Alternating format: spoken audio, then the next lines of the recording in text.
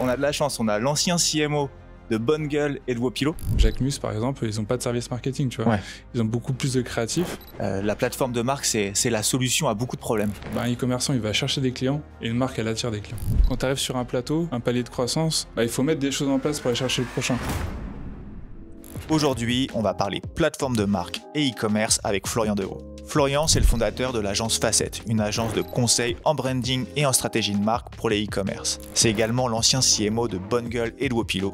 À chaque fois, il a été leur premier salarié et a largement contribué à leur succès. C'est l'une des rares personnes à avoir plus de 10 ans d'expérience dans notre écosystème très particulier des marques D2C. Bref, vous l'aurez deviné, Florian a énormément d'expérience à nous partager. Et dans cet échange, il nous explique tout ce qu'il y a à savoir sur la plateforme de marque en e-commerce. Étape par étape, on va parler de positionnement, de persona, de branding, de valeur, de management, de stratégie de contenu. Bref, prenez de quoi prendre des notes parce que c'est full valeur. Salut Florian. Salut. Ça me fait plaisir de t'avoir avec moi aujourd'hui.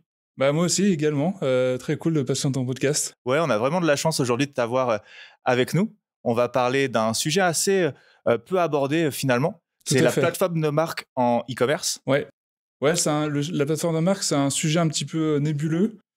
Tout le monde en a entendu parler déjà au moins une ou deux fois dans sa vie, les entrepreneurs, les responsables marketing, etc.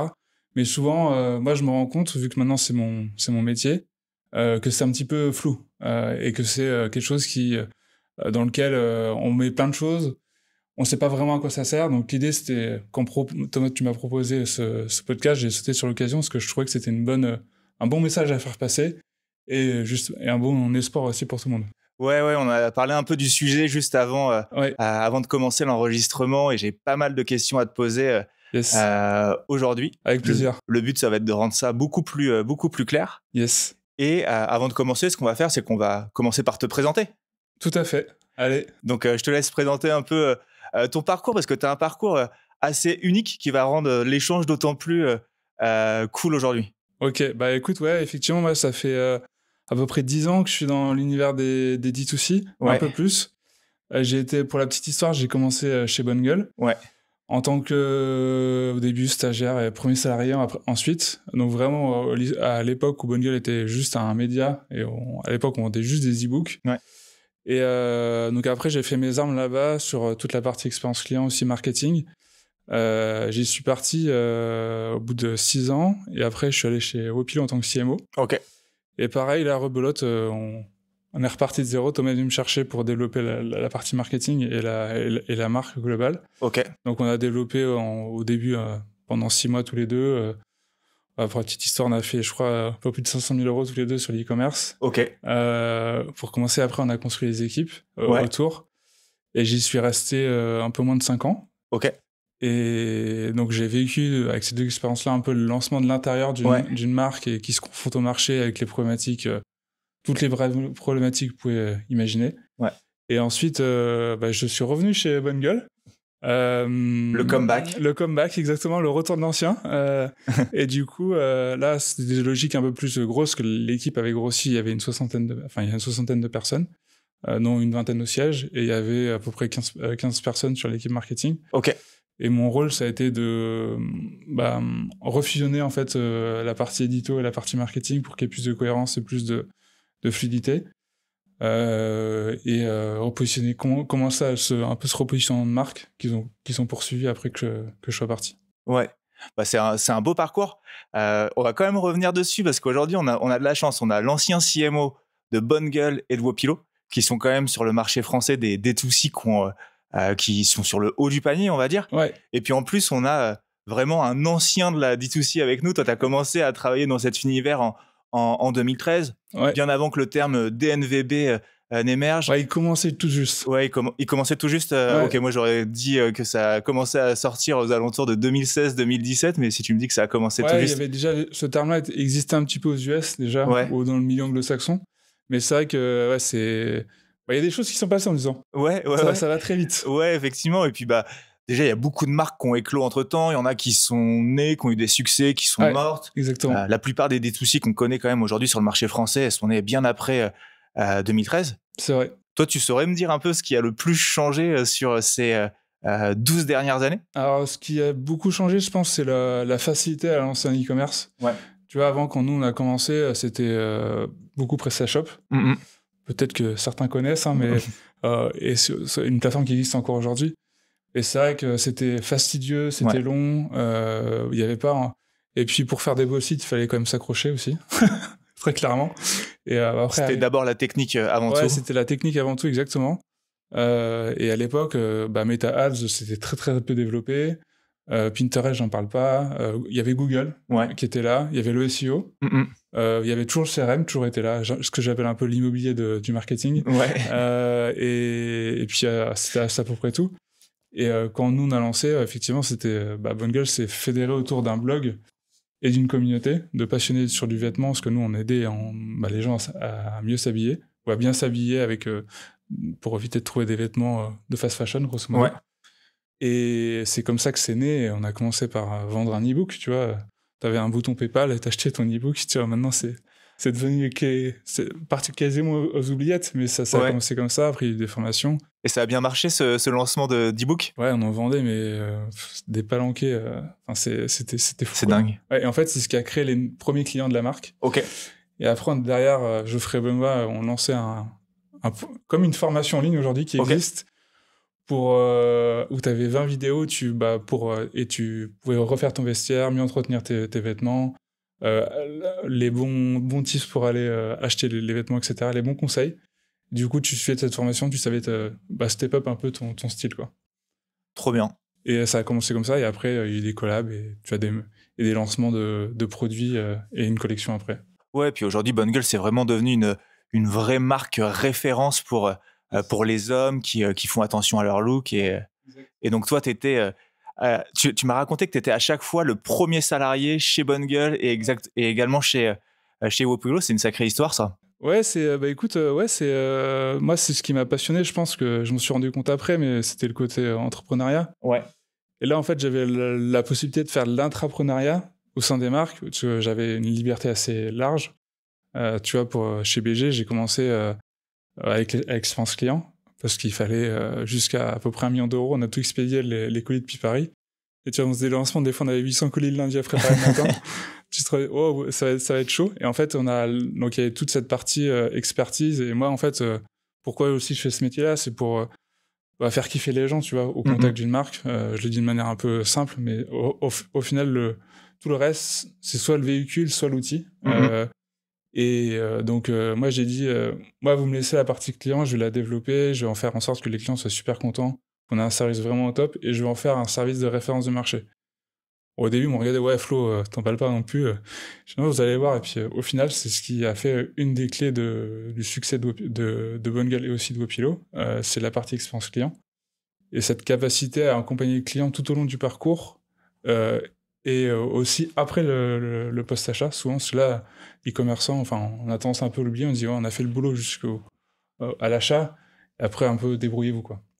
Bon, là, je m'écarte un peu du sujet, mais tout ça pour te dire que moi, c'est toujours le client qui m'a passionné, et que c'est comme ça qu'on a aussi construit toutes les marques, de manière des fois un peu dans la douleur, et après de manière un peu plus structurée chez Wopilo notamment. Mais chez Bungle, c'est comme ça que ça s'est fait aussi. Et à la fin, quand je suis parti de chez Bungle, j'étais le brand manager. Et j'accueillais aussi toutes les personnes du retail, des boutiques, pour vraiment les faire entrer dans la culture entreprise et notre au niveau de préoccupation en termes de service. Bon, en tout cas, on a beaucoup de chance de t'avoir avec nous c'est gentil. Aujourd'hui, parce que les profils comme toi, c'est assez rare. Une personne qui est dans cet univers depuis 2013 et qui, en plus, a connu les succès de zéro jusqu'à ce que c'est aujourd'hui pour des marques comme Bungle et Wopilo. C'est top. Tu vas nous partager plein de conseils. Bon, et du coup, tu fais quoi maintenant ? Aujourd'hui, j'ai créé une agence qui s'appelle Facette, en fait, qui accompagne les e-commerçants à accélérer sur leur palier de croissance. C'est-à-dire qu'on va refaire une plateforme de marque, on va parfois refaire un rebrand complet, comme là je le fais avec une marque qui va sortir prochainement, que tu connais aussi, parce que tu vas gérer le compte Ads. Et en fait, l'idée, c'est de leur élever leurs standards sur toute la chaîne de valeur d'une marque, pour qu'ils soient après, ils aient un socle et des fondations solides, pour après justement aller chercher les paliers de croissance qu'ils veulent aller chercher. Parce que souvent, on fait un peu les choses à l'envers. On va se dire, on va créer un e-commerce, un produit, une image, etc. Et on pense pas au fond en fait qu'on a et pourquoi on le fait à la base, la vision qu'on va avoir sur plusieurs années. Et à un moment, ça passe. Et à un moment, en fait, il y a quand on va dire ça marche un peu moins bien, qu'on sent qu'il y a moins de nouveaux clients, que ça stagne un peu. On ne sait plus vraiment où on en est et est-ce qu'on est sur le bon chemin, tu vois. Ouais. Donc moi, mon rôle, c'est un peu ça, c'est quand on vient me voir, je leur explique ma méthode, on va en parler, je pense, un petit peu après, mais j'explique un peu, à qui sont vos clients, quel est votre positionnement, comment ils le voient, ils le perçoivent. Et après, moi, j'essaie d'aller un peu plus loin avec mon expertise aussi et mon regard sur le marché depuis plus de 10 ans, pour vraiment leur donner une vision ultra claire de là où ils doivent aller et un mode d'emploi après pour l'équipe aussi, parce que c'est bien sur une plateforme de marque, c'est bien sur un papier, mais il faut que ça soit actionnable. Moi, Ouais. c'est un peu la valeur ajoutée que j'essaye d'apporter aujourd'hui, c'est ça, c'est de se dire, vous allez avoir une plateforme de marque et derrière, on va faire un cas pratique ensemble dans lequel on va vous expliquer le pourquoi du comment et comment on a fait ça et comment vous allez pouvoir un peu pas le copier-coller, mais presque sur certains points dans votre quotidien. Ouais.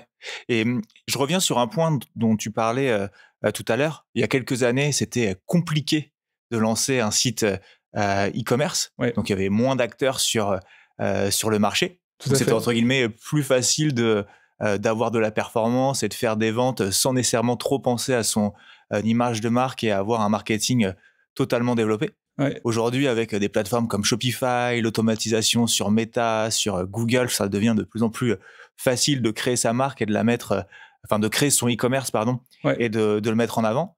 Ouais, Mais à la fin, clairement. il y a une sorte de saturation et on se rend bien compte, c'est la réalité depuis 2022, 2021, que c'est de plus en plus difficile de faire de la croissance en ligne. Ouais. Et nous, on s'en rend bien compte à l'agence. Souvent, les marques les e-commerce, pardon, parce que c'est de e-commerce dans ce cas-là que je dois parler, ont souvent un déficit de marque. C'est-à-dire qu'elles ne savent pas vraiment à qui elles s'adressent et avec quel message.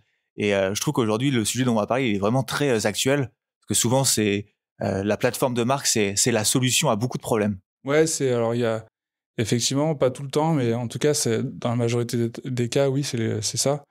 Et en fait, aussi, je rajoute ce que tu dis, c'est que quand t'es pour avoir été aussi dans l'autre côté, t'as un peu les mains dans le cambouis et t'es dans un tunnel un peu permanent, tu vois, avec plein de sollicitations, des choses à lancer, enfin voilà, il y a plein de choses, le Q4 là qui arrive où c'est vraiment le money time pour l'e-commerce.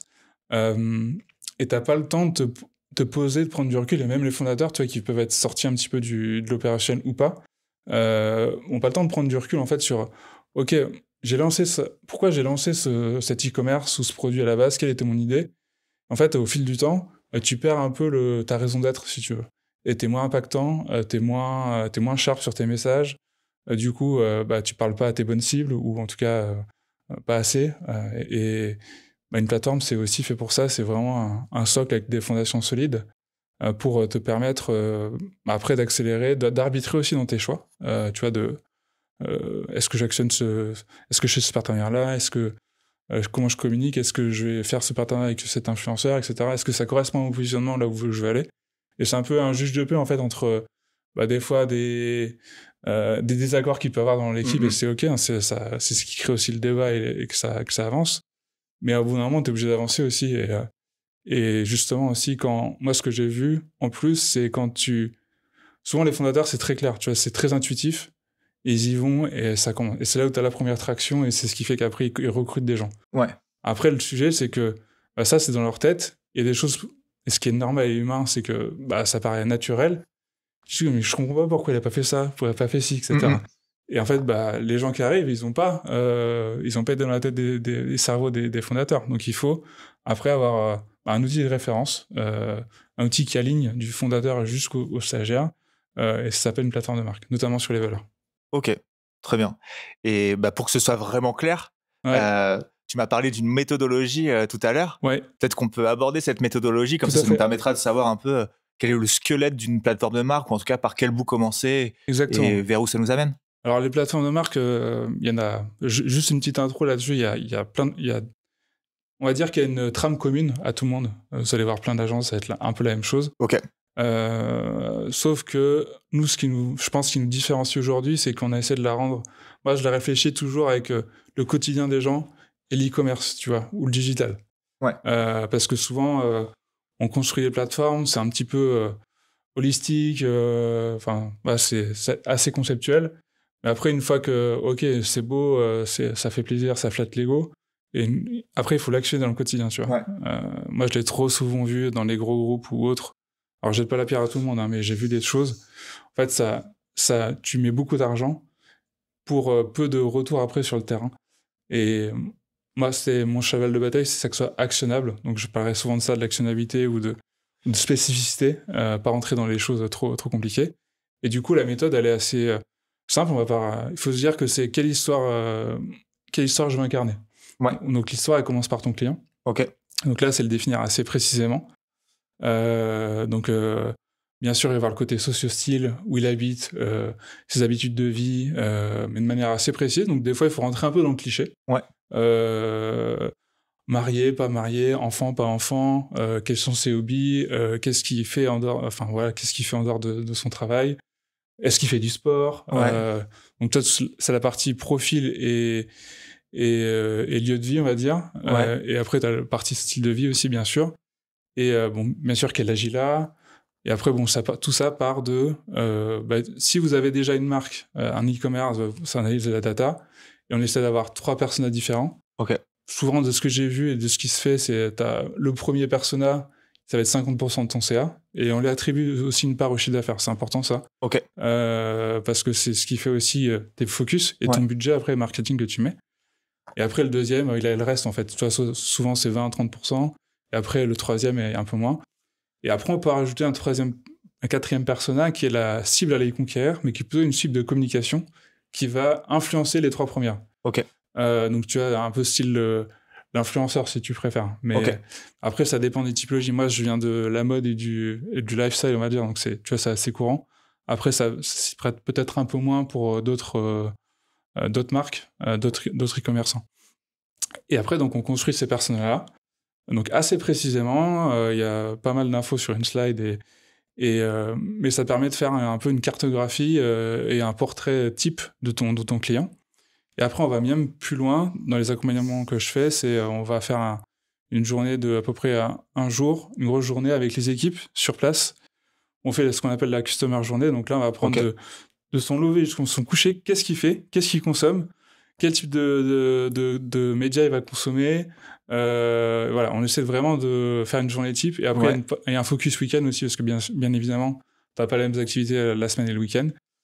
Et du coup, entre ce que j'ai dit précédemment et là, tu as une vision très précise de ton client.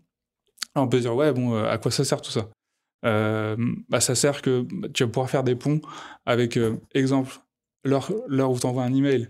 Est-ce qu'il va être disponible ? Parce que l'idée de la customer journée, c'est de se dire, est-ce que je peux le solliciter en journée ? Est-ce que ça sert à quelque chose ? Est-ce que je vais publier sur les réseaux ou en emailing, est-ce que c'est pertinent de le faire à cette heure-là, etc.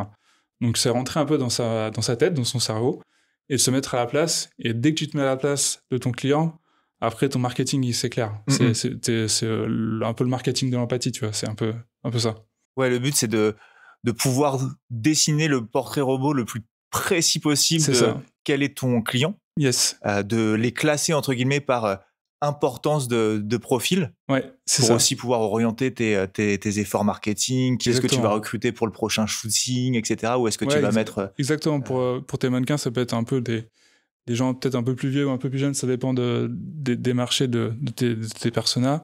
Et aussi comment tu travailles le troisième cible, qui doit prendre le relais aussi, tu vois, des deux autres, parce qu'il faut aussi anticiper que tu as du churn sur tes personas 1 et 2, et qu'en fait, si tu remplis pas la baignoire, au moins elle est vide. Et c'est là, souvent, on se réveille un peu trop tard, et là, c'est la catastrophe. Du coup, les deuxième et troisième profils, c'est plus pour une vision à moyen et long terme, c'est ça ? Ouais, c'est ça. Le deuxième, il est quand même plutôt... il est, on va dire, entre le court et le moyen terme. Ça dépend mais tu vois, quand tu as 20 ou 30% d'apport au chiffre d'affaires, c'est quand même beaucoup. Ouais. Et des fois, c'est des profils aussi qui sont peut-être un peu plus vieux, et du coup, qu'il fallait chercher autre part que dans le digital. Tu vois, ça peut arriver. Là, je fais pas de généralité, mais ça dépend vraiment des marchés. Mais souvent, quand on a une jeune marque, quand je dis jeune marque, c'est en dessous de 10 ans. Mm-hmm. on attire une clientèle de trentenaires, quoi, grosso modo. Ou même peut-être un peu moins, entre 25-30 pour les premiers, et après tu montes. Mais du coup, c'est un travail qu'il faut faire régulièrement aussi. Ça, c'est un sujet. Tu conseilles de le faire tous les combien à peu près? Franchement, idéalement, c'est bien de le faire à peu près tous les ans. Ok. Même si au début, ça a peut-être pas forcément beaucoup évolué, au moins ça te dit, ok, j'ai checké ça, on est toujours dans la bonne direction et on y va. Parce que si on le fait trop tard, après ça a évolué. En fait, on a plein de biais cognitifs qui se forment, tu vois, avec le business. Oh, mais mes clients, c'est pas ça, etc.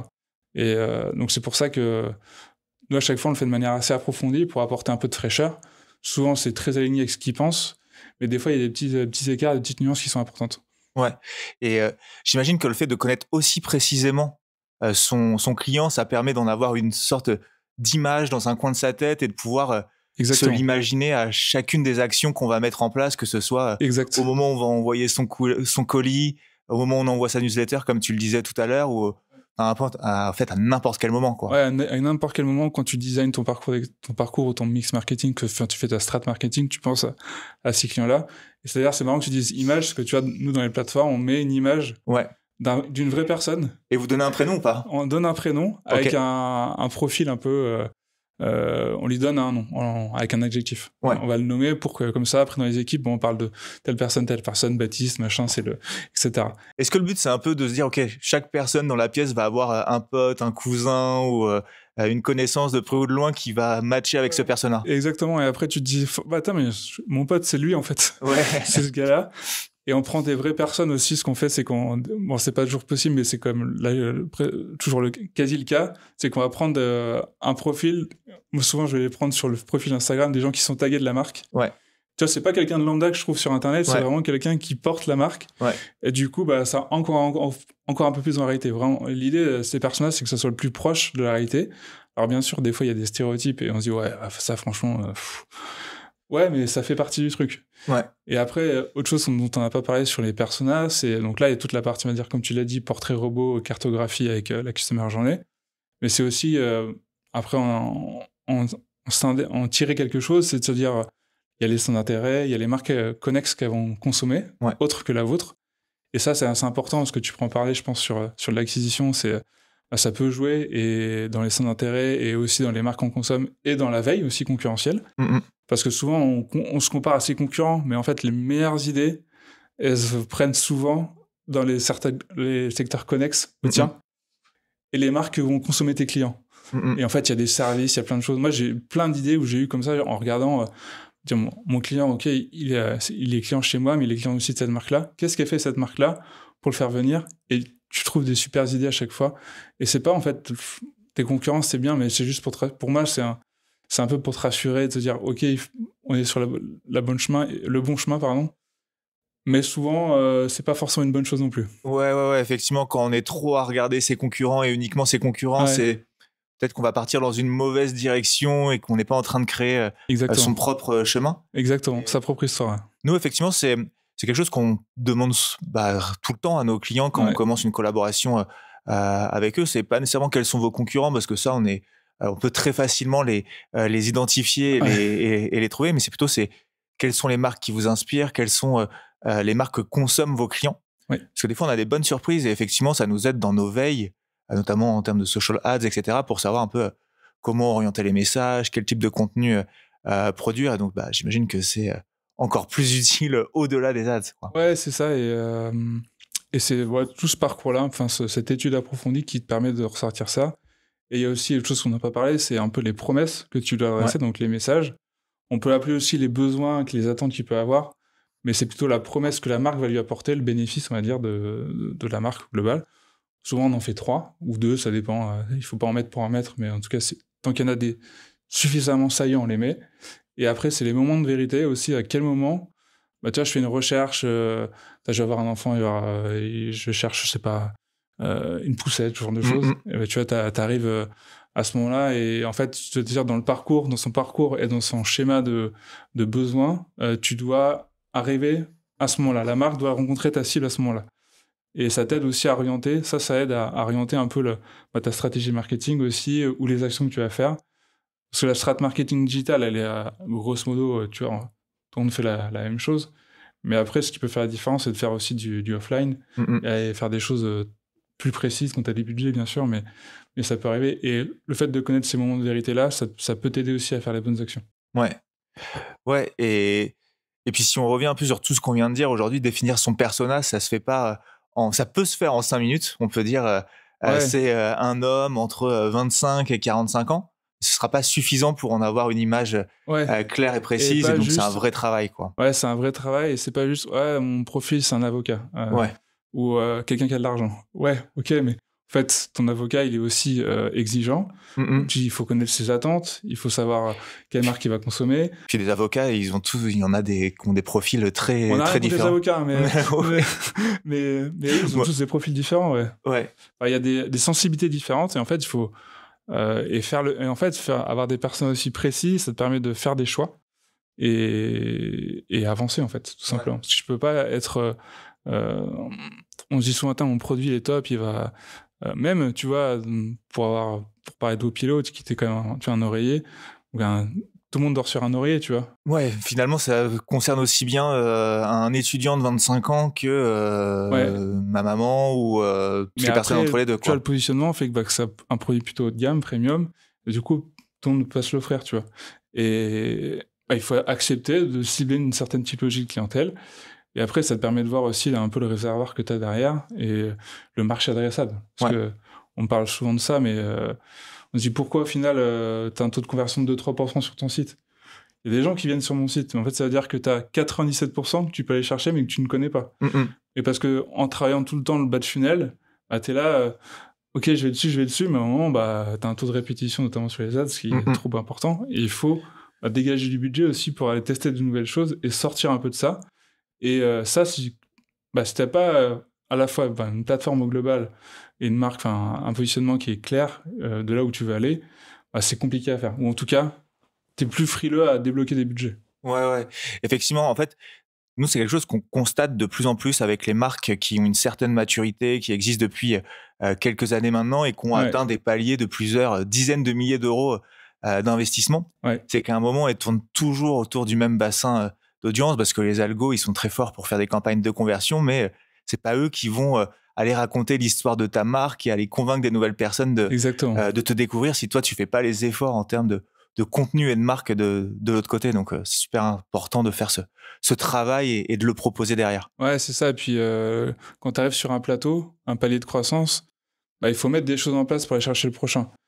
Et en fait, c'est pas le temps. Il y a pas baguette magique qui va faire que ça va fonctionner. Si tu fais rien, tu vas y rester. Et tu vas même petit à petit descendre, en fait, parce que tu as d'autres concurrents qui arrivent, qui vont te prendre des parts de marché et qui vont faire que tu vas régresser. Et ça peut arriver, mais quand ça arrive, il faut se dire, ok, en fait, qu'est-ce qui me manque? Et c'est souvent là, moi, aujourd'hui, où les clients que j'ai, c'est qu'ils sentent qu'ils arrivent à un plateau. Et ils ont besoin un peu de se rechallenger, remettre tout ça c'est un peu un puzzle qui est un peu cassé, il manque des pièces, et ils viennent me voir, ok Flo, qu'est-ce qu'on peut faire? Ok, on va faire cette plateforme, et moi je veux remettre les puzzles dans le bon sens, et j'ai même peut-être l'agrandir un peu pour aller un peu plus loin. Et c'est comme ça que... Et généralement, ça se passe super bien, et après, comme ça, toute l'équipe a une vision très claire pour les 3 à 5 prochaines années. Et donc la première pièce du puzzle, c'est celle du persona. Yes. Qui amène à la seconde pièce. Souvent on travaille la partie moi je fais une grosse immersion avec les fondateurs, mais ça c'est plutôt en amont, mais là on a parlé des personas parce que c'est pour moi le truc central. Donc on va travailler après une immersion avec les fondateurs, où là je leur pose plein de questions sur qui ils sont, leur personnalité, leur vision, leur ambition, leur raison d'être, etc. Pourquoi ils ont... vraiment... c'est assez psychologique, on va dire, mais aussi très sur le business. Donc j'y passe 1 jour et demi quand même avec eux, donc tu vois, c'est assez dense.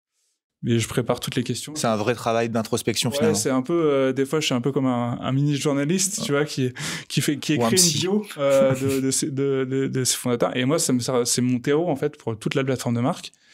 Et après, j'ai des heures où je réécoute comme des podcasts. Et après, ça me permet à partir de ça, de construire de leur proposer un positionnement, tu vois, avec un mapping, Là-dessus, nous, volontairement, on fait des choix assez forts, c'est qu'on va se concentrer sur un mapping marché assez focus. Tu vois, on va pas faire un énorme truc, parce qu'après, t'en as plein, tu sais plus quoi regarder. Et dire, voilà, aux concurrents, ils sont là, on les a placés sur un mapping. Et nous, on pense que l'opportunité, en fait, elle se dessine assez facilement. Et tu vois que, en fait, là où tu as de l'espace, il y a quelque chose à prendre, ça devient souvent le positionnement de la marque. Alors, ça peut paraître bateau comme ça, mais en réalité, c'est super efficace. Ouais.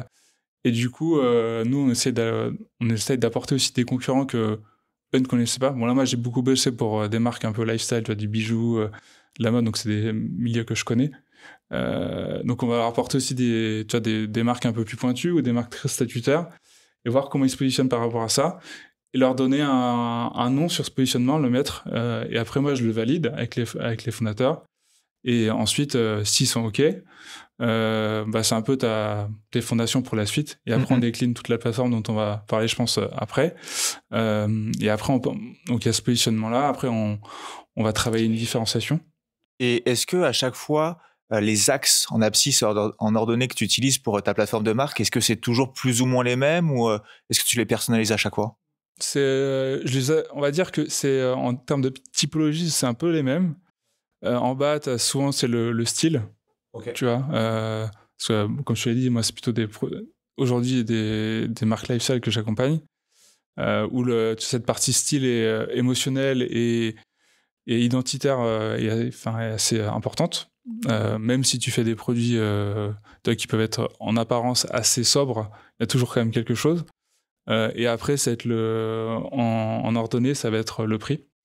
Et ça te permet, c'est là où tu vas aussi confronter un peu tu as le luxe à l'entrée de gamme, la fast fashion. Bon, la fast fashion, jamais pas parce que souvent après ça fait beaucoup de marques, ouais. Et c'est pas l'utilité. Souvent les marques dont on parle, que toi t'accompagnes aussi, c'est plutôt des marques à premium ou en tout cas milieu de gamme. Ouais. Et en fait, ce qu'il faut savoir aussi, c'est que sur le marché, c'est un peu un sablier. Tu vois, en bas, tu vas avoir les marques de fast fashion entrée de gamme. Au milieu, les marques médium et après, tout en haut, dans le haut du sablier, tu vas avoir le luxe. Et en fait, le sablier, il fait comme ça. Donc, au milieu, ça se resserre. Et aujourd'hui, toutes les marques vont être là. Okay. Donc, le sablier, avant, il y a 10 ans, il était beaucoup plus large entre les deux phases. Aujourd'hui, il est beaucoup plus restreint. Et il y a beaucoup de marques, malheureusement, aussi, qui tu l'as dit, qui n'existent plus aujourd'hui. Et moi, une des raisons principales que j'identifie, c'est parce que ces marques-là, elles n'ont pas une vision de là où elles veulent aller, un mode d'emploi pour les prochaines années et actionner les bons leviers, la bonne stratégie pour y arriver. Ouais. Donc toi, tu conseilles d'être plutôt soit au-dessus ou juste en dessous de cette intersection ? Plutôt au-dessus, je pense. Ça dépend après de ce qu'on fait, hein, tu vois, il y a pas de... Mais oui, en tout cas, c'est ce qu'on essaie de faire, ce qu'on appelle premiumiser un peu la marque pour leur faire passer un cap. Et souvent, ça passe aussi par une nouvelle identité, une identité visuelle. Parce que le fond, là, on parle du fond, la plateforme, c'est le fond, mais il y a ta forme aussi. Ouais. Mais en même temps, donc ça, c'est la troisième étape, l'identité visuelle ? Ouais, ça va venir vraiment à la fin de la plateforme, où là, tu vas arriver, on va se dire, OK, on a ce fond-là, on détaillera tous les éléments de la plateforme après, mais on a le fond, maintenant, on va travailler la forme, et du coup, tu vas voir, souvent, là, tu as besoin d'aller voir quand même une petite agence même de 2DA, qui vont se servir de cette plateforme-là, qui vont dire, OK, nous, on part à ces cibles-là, le positionnement, c'est ça, votre univers, c'est ça. Nous, on imagine une ou deux pistes de direction artistique en lien avec ça, et du coup, après, c'est comme ça que tu fais tes choix. Et après, souvent, c'est entre les deux propositions, c'est un mix des deux. Et t'avances, après, tu déclines ton identité visuelle future. Et donc, une fois que t'as déjà que t'as bien mappé ton audience, enfin ton persona, bien mappé ta concurrence, que t'as été le psychologue des fondateurs de la marque et des autres personnes en interne qui sont intéressantes à interviewer. C'est quoi les choses que tu fais ensuite ? La deuxième partie, c'est la partie qui sommes-nous un peu. Ouais. Donc, c'est un peu le why. Tu vas surprendre notre cher ami Simon Sinek. Et là, du coup, on travaille justement toute la partie introspection que j'ai fait avec ces fondateurs-là. va me servir à justement formaliser un peu à la fois la vision et aussi la mission. Donc là, on rentre dans ce qu'on appelle la brand stratégie. En fait, on va formaliser, il y a plusieurs étapes. Je vais pas toutes les détailler parce que c'est un peu, sinon ça va être un petit peu peut-être inaudible, mais souvent, en fait, le constat, c'est que on différencie pas, enfin, on confond mission et vision. Ouais. Alors, tu vois. Tu vas nous expliquer c'est quoi la différence. Ouais. Et souvent, en fait, la mission, moi, quand je demande, en fait, c'est soit elle est trop terre à terre et du coup, elle est pas assez ambitieuse et du coup, ça te drive pas assez vers le haut, ou soit, en fait, elle est complètement conceptuelle et du coup, c'est inactionnable au quotidien, tu vois. Ouais. En fait, la vision, c'est un peu, pour résumer, c'est un peu la raison d'être, ce qui te fait lever le matin. Et ce qui a fait, in fine, mettre en mouvement les fondateurs, pourquoi ils ont créé, tu vois, cette marque, ce produit, etc., à la base. Ouais. Et du coup, on essaie de la formaliser, de la rendre un peu plus inspirante. Et finalement, c'est un goal, un but que tu n'atteins jamais. Ok. Donc une bonne vision, c'est quelque chose d'inatteignable. Ou d'inatteignable, mais dans lequel, avec ta mission, justement, ta mission qui est la version, on va dire, applicable et opérationnelle, je vais pouvoir aller chercher ma vision. Donc, y répondre un petit peu. La vision, c'est ta raison d'être, et ta mission, c'est comment tu le fais et comment tu y arrives. Ouais, ok. En quelque sorte, tu m'arrêtes si je me trompe, la vision, c'est l'objectif, et les missions, c'est le plan d'action pour atteindre l'objectif. Ouais, c'est ce qui résume le plan d'action, enfin, ce que tu vas faire avec ton quotidien, avec toutes tes équipes, pour y arriver. Et est-ce qu'une vision, ça doit comporter un objectif entre guillemets quantifiable, c'est-à-dire tant de chiffre d'affaires, tant de parts de marché, ou est-ce que ça doit être justement beaucoup plus philosophique que ça? Ça peut, il y a différentes façons de le faire. Moi, c'est vrai que je mets pas forcément de quantifiable, parce que ça donne une barrière aussi. Et là, on parle pas de chiffres, c'est vraiment la vision, ça doit être inspirant en fait. Quand tu la lis, tu vas faire OK, waouh, là je suis passé dans une autre dimension, et ce qui fait que ça va te driver, parce qu'elle te nourrit aussi, elle nourrit la mission.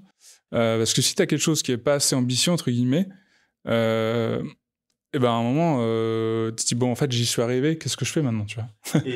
Et tout à l'heure, tu me parlais des personas qui sont intéressants à rechallenger tous les ans. Est-ce qu'une vision, au contraire, ça doit être pas challenger pendant des années et des années, ou au contraire, il faut revenir dessus régulièrement? Alors, si elle est bien faite, je pense qu'elle peut durer des années. Ouais. Mais après, encore une fois, une plateforme de marque et une marque en général, c'est quelque chose qui est vivant, tu vois. Donc, il faut la faire évoluer. La mission, elle peut évoluer. Et ça arrive, et c'est OK, en fait. Mais tant que tu es aligné avec ta vision, tu vois, ta mission, elle peut évoluer aussi dans le bon sens. Donc voilà, la mission, elle est un peu plus descriptive, on va dire. Elle va expliquer comment tu le fais en une phrase, quoi. OK. Une phrase et demie. OK. Donc, on définit la vision et les missions qui vont servir la vision. Yes. Et après, c'est quoi la next step? Après, donc, tu vas aussi clarifier ton positionnement de manière assez simple, de manière assez précise sur, pareil, comment t'expliques ton positionnement. Tu vois, ça peut être avec tes produits, tes services, ce que tu offres, ton environnement de marque. Mais bon, ça, faut juste le comprendre comme ça, c'est pas le plus important, on va dire. En tout cas, c'est une formalisation du positionnement que tu as défini au départ dans l'étape 1. Et après, je pense qu'il pourra le plus vous parler, c'est les piliers de marque. Donc souvent, il y en a 3. OK. Et souvent, ces piliers, ils sont axés donc c'est les forces un peu de la marque. Parce que nous, on travaille un triptyque qui est le beau, le vrai et le bon. OK. Qui permettent justement de définir un peu le why aussi au global, et ces fameux piliers de marque. Et en fait, il y a toujours un pilier qui est assez objectif, tu vois, qui est tangible, qui est le produit, ou la façon de faire les choses. Tu vois, produire, faire de la précommande, ce genre de choses, tu vois, ça peut être un des piliers. Après, tu as un pilier plus... ça va dépendre, mais ça va être sur peut-être le savoir-faire, ça va être... je sais pas, quelque chose comme ça, tu vois, quelque chose un peu plus technique. Mais encore une fois, hein, ça dépend aussi des marques et de ce que tu fais. Ou justement, ça peut être la culture du beau, de la culture, quelque chose qui est très fort dans la marque. Et le troisième, souvent, c'est le pilier un peu plus communautaire, donc là, qui est lié à ton client. Ouais. Et ce que tu peux faire, justement, pour les fédérer sur le long terme. Ouais. Et est-ce que on peut s'arrêter quelques secondes sur ce levier communautaire? Est-ce que tu peux donner une définition un petit peu plus développée de cette partie-là? Eh ben, en fait, il y a plusieurs définitions, mais faut dire que c'est un groupe de personnes qui est animé par un objectif, un but commun ou une passion. Et exemple, tu vois, Bonne Gueule, nous, on était une communauté parce que les hommes, ils voulaient chercher des infos pour mieux s'habiller, pour s'habiller plus qualitativement, pour se sentir mieux aussi, tu vois. Ouais. Et c'est ce qui nous réunissait. Donc, du coup, nous, on écrivait plein d'articles gratuitement. Il y a plus de 3000 articles, tu vois, sur le blog encore aujourd'hui. Et du coup, on avait ce rôle d'un peu d'apprenant. Et après, ils rentraient dans la communauté et les gens, après, vivaient sans la marque. Tu vois, ils discutaient entre eux parce que, du coup, ça avait un petit peu, on va dire, décuplé un centre d'intérêt. Enfin, qui est devenu plus qu'un centre d'intérêt, qui est devenu un peu une passion ou en tout cas quelque chose sur lequel tu passes beaucoup de temps. Mm-hmm. Et ça peut être pareil, je sais pas, dans le milieu du cyclisme, du sport. Enfin, tu vois, il y a plein de choses. Du bien-être. Ouais, du bien-être. Et après, c'est pas simple de créer des communautés. On dit souvent, on a une communauté, en fait, souvent on a des clients. Ouais. La communauté, c'est ça va être tes ambassadeurs qui vont te défendre, qui vont aller plus loin et qui vont aller te défendre aussi contre ceux qui pourraient dire du mal aussi de la marque, etc. Ou s'aider entre eux, tu vois, et se voir en dehors d'une relation purement commerciale, mais une relation vraiment tu vois, relationnelle, amicale, enfin ce qu'on y met dedans, quoi. Ouais. Et pour toi, une marque est égale une communauté, ou on peut justement s'adresser à des communautés à 2, 3? Écoute, non, je pense qu'elle peut être plurielle. Après, c'est toujours je pense qu'il y a une communauté, il y a des communautés, des sous-ensembles. Après, moi, je suis pas spécialiste dans des communautés. Il y a des gens d'ailleurs qui sont aujourd'hui. Mais moi, je parle de mon expérience, de ce que j'ai vécu avec Bonne Gueule. Mais souvent, moi, je crois par contre que la partie communautaire doit se vivre aussi en physique. Tu vois, le digital a quand même ses limites. Et nous, par exemple, chez Bonne Gueule, ce qui était beaucoup apprécié, même si tu pouvais pas réunir tout le monde, c'était le fait d'aller à la rencontre. Tu vois, on avait fait un tour de France, on allait les voir. Ils étaient super contents. Et où tu organises des soirées aussi pour de temps en temps, tu vois, mais complètement, des fois c'était autour des lancements de produits, mais des fois c'était juste, tu vois, comme ça. Et en fait, tu te réunis parce qu'au final, ce qui te lie, c'est la marque. Mais après, in fine, la soirée, tu passes pas ton temps à vendre des trucs, quoi. Tu vois, tu passes un bon moment. Ouais, tu passes un moment à créer du lien. Exactement, c'est créer du lien parce que c'est, au final, les gens qui achètent vos produits, c'est des humains, quoi. Ouais, effectivement. Et puis, je pense qu'on reviendra dessus tout à l'heure, mais aujourd'hui, un des gros enjeux des marques e-commerce qui cherchent à se développer en ligne, qui font face à des paliers de croissance, comme on en parlait tout à l'heure, à un moment, si elles n'ont pas une certaine fidélité, une base client sur lesquelles elles peuvent s'appuyer, elles sont toujours en train d'investir sur Meta, sur Google pour aller trouver des nouveaux clients, mais c'est un robinet qui est continuellement ouvert. C'est de l'argent qui sort continuellement.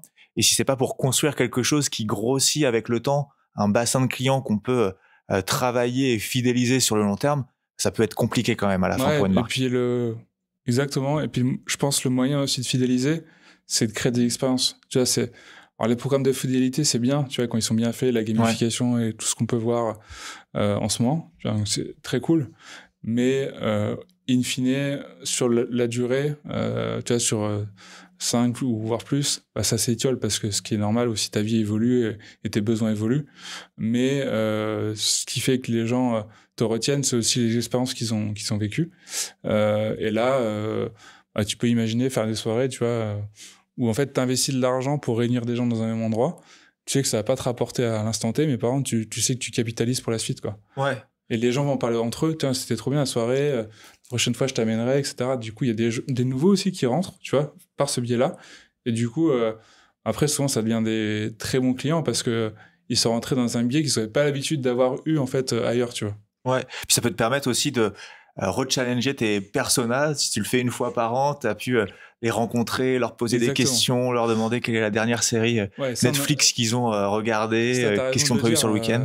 Tu as raison de le dire, c'est clé. Le contact client, c'est le mieux pour aussi faire ces personnages. J'en ai pas parlé parce qu'on n'est pas entré dans le détail, mais faire un questionnaire, tu vois, appeler les gens, enfin appeler tes meilleurs clients ou les clients que tu juges un peu disparates, mais que tu veux faire le lien entre eux, et après envoyer un gros questionnaire, tu vois, à toute ta base, et avec un typeform, et tu te fais le tri, et tu te dis, ok, en fait là, ce que j'ai écrit, est-ce que ça correspond un peu à ça? C'est ok. Et voilà. Et l'étape qui suit, c'est laquelle? Alors du coup, là, on a été sur la partie différence. Donc sur la partie qui sonne nous, il y a cette partie. Donc là, je vous ai expliqué les trois piliers. Là, en gros, c'est une slide qui résume un peu ta stratégie, de ta vision jusqu'au pilier.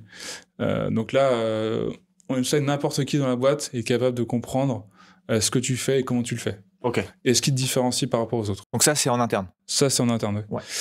Ou tes partenaires peuvent l'avoir aussi s'ils sont accès. Mais souvent, ça reste de l'interne parce que c'est vraiment le cœur de la strat. Et après, la suite de la plateforme, c'est justement l'expliquer et la rendre plus tangible. Okay. Donc ensuite, tu vas arriver sur la partie comment on le fait. Donc là, on rentre dans tous les systèmes de valeurs. Bien sûr, il y a les personas dedans, ce qu'on a parlé au début pour l'intro, mais ça peut se mettre dans cette partie-là. Donc les valeurs, assez important quand même. Les valeurs, tes valeurs cardinales de ton entreprise, qui sont souvent issues des fondateurs ou des personnes piliers de l'équipe, qui forment ta culture entreprise. Et souvent, on se dit, bon, les valeurs... c'est un peu... c'est un peu bullshit, c'est fait bien sur un mur. Ça va pas servir, voilà. Et en fait, moi, je dis, tout dépend comment tu la travailles, en fait. Ouais. Moi, pour la petite histoire, ces valeurs-là, chez Bungle, je les ai en partie beaucoup créées. Ouais. Parce que je venais, tu vois, des sports collectifs, etc. Et tout le côté entraide, etc., ça me parlait beaucoup. Et en fait, quand j'ai commencé à manager au départ, je me suis dit, mais attends, comment je vais faire là? J'étais jeune, tu vois, à l'époque, et on avait 3-4 personnes à l'expérience client, parce qu'on gérait la logistique aussi. Ouais. Bref. Et j'ai dit, comment je vais arriver à les fédérer? Et en fait, ça s'est fait naturellement avec... j'ai fait beaucoup de foot, tu vois, quand j'étais jeune, bref. Et ce côté un peu capitaine aussi que j'avais, s'est retrouvé dans mon management. Et en fait, c'est devenu petit à petit, après, on l'a post-rationalisé, on s'est dit, mais en fait, ça, c'est des valeurs qu'on va réutiliser. Et du coup, que j'avais présenté aussi à Benoît et Geoffrey à l'époque. Ça remonte, hein. Ça rajeunit pas tout ça. C'était quand, 2013? Un peu après, je pense, 2014, parce qu'on a lancé la marque en 2014. Ok. Parce que le blog existait depuis 2007. Moi, je suis arrivé en 2011 à peu près. Et voilà, et après...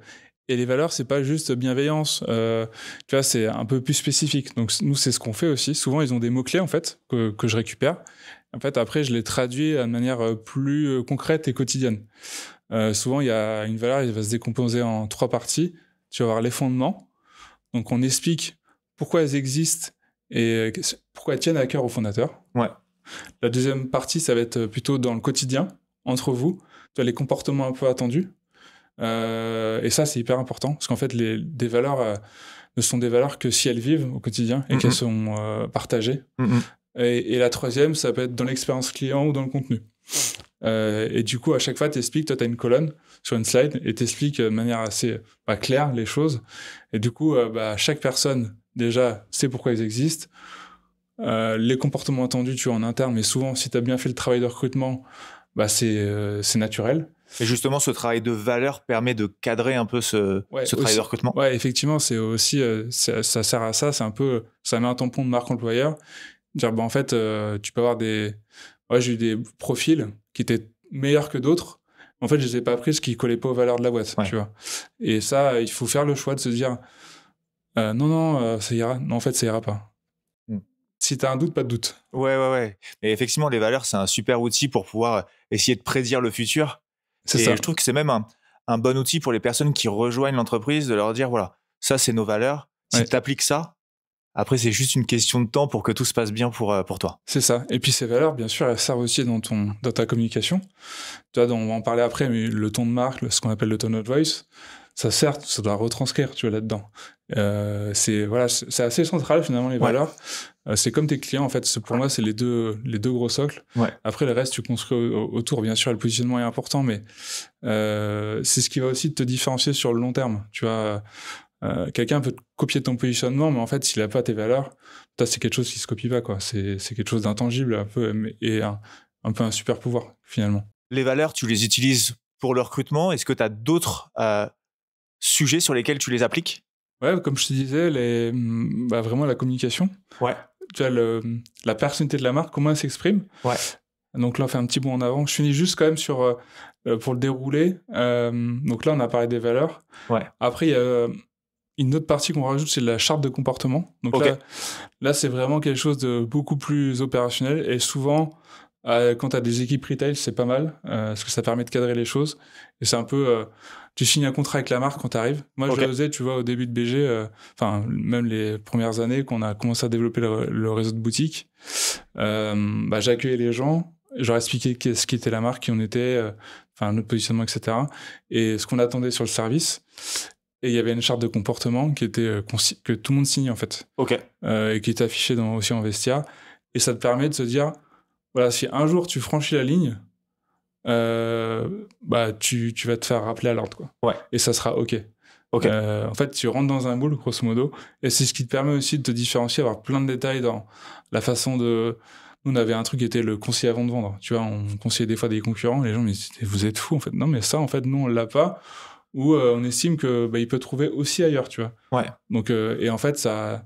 Et c'est comme ça que tu fidélises les gens, en fait. Les gens pensent toujours qu'il faut tirer la couverture vers soi. Des fois, il faut juste, faut accepter de pas l'avoir. Et en fait, ça revient en retour de boomerang, mais de fois 1000, quoi. Ouais. C'est-à-dire que sur le site de Bonne Gueule, vous conseillez vos concurrents d'aller acheter, je sais pas, un t-shirt, un pantalon chez des marques concurrentes à Bonne Gueule. Ouais, et même en retail, ça arrivait. Moi, je l'ai fait beaucoup, tu vois, quand on a lancé les premières boutiques à Paris. J'ai dit, non, ça, monsieur, on l'a pas. Et le mec, il était venu pour nous, hein, tu vois, il s'est déplacé, il a pris du temps. Et je lui ai dit, non, par contre, vous allez aller à la boutique là-bas, vous allez trouver ce que vous voulez. Ok, j'y vais. Et le gars était revenu 2 heures après, et après, il a acheté pour plus de 1 000 € de produits. Alors, autre chose. Mais il a dit, en fait, vous m'avez rendu service. Ouais. Et tu vois, ça, c'était un des trucs très forts dans l'expérience. Moi, je voulais qu'on ne laisse personne sans réponse et qu'on rende service quoi qu'il arrive. Ouais. Tu peux appeler ça comme tu veux, c'est le karma, bref, mais en tout cas, c'était une des valeurs. Et du coup, tu le retrouvais un peu dans la charte de comportement. Tu vois, c'est un exemple. Ouais. Non, mais je suis d'accord avec toi et c'est cool que tu dises ça. Je pense que toute bonne relation, que ce soit avec des collègues, mais surtout avec des clients, ça démarre avec de la confiance. Exactement. Et au moment où tu dis à ton potentiel client, non, mais écoute, achète pas chez nous, va plutôt acheter chez notre concurrent, tu es en train de construire de la confiance fois 1000. Et forcément, ça peut que revenir en positif derrière vers toi. Soit c'est lui qui reviendra, mais soit il va en parler de manière positive à un ami, autour de lui. Parce qu'ils s'attendent pas à ça, en fait. C'est pas du tout naturel. Mais ça prouve qu'en fait, t'es pas là pour juste lui vendre quelque chose, mais tu t'es là pour pouvoir l'aider à résoudre son problème. Exactement. Et ça, c'est méga précieux et c'est tellement rare finalement que quand on le fait, on le note et je pense qu'on en parle beaucoup autour de soi. Exactement, c'est ce qu'a fait ça sur service client aussi en ligne, on le faisait beaucoup et c'est ce qui fait que les gens ils reviennent aussi, tu vois. Et attends, ils m'ont conseillé, je pensais pas et ça marque en fait, tu vois, c'est pas ça comme tu dis, ça pour moi les marques c'est une machine à créer de la confiance en permanence. Alors, tu peux faire plein de leviers. Il y a l'expérience client, il y a le fait que la marque soit hyper attractive aussi, tu vois, avec une direction artistique ou des super shootings, des vidéos, tout ce que tu veux, le côté émotionnel. Mais la confiance, en fait, elle peut se créer dans plein de choses différentes. Et in fine, il faut jamais perdre de vue que pour acheter, il faut que les gens soient en confiance. Donc, s'ils n'ont pas ça, tu pourras faire le meilleur CRO, le meilleur site, ce que tu veux, s'ils ne se sentent pas en confiance. Bon, généralement, quand tu es arrivé à un certain niveau, tu as une confiance naturelle qui se crée aussi, un halo autour de la marque. C'est quand tu as ça, tu as gagné, quoi. Et voilà. Et c'est ce qui permet aussi de fidéliser. On en parlait il y a quelques minutes, à quel point c'est important de fidéliser ses équipes. Et ce que j'aime bien dans notre échange, c'est que tu parles de service après-vente, de service client. Et je trouve qu'on a tendance à parfois mettre la plateforme de marque comme étant uniquement un outil marketing, de communication.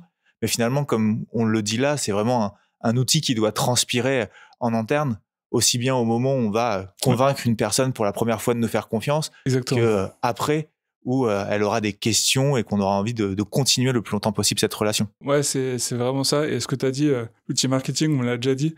Et là, il y a une plateforme que j'ai finie, et la DG m'a dit, mais en fait, elle avait une idée un peu plus c'est un outil marketing, en fait. Enfin, alors, la fondatrice, pardon, mais bref.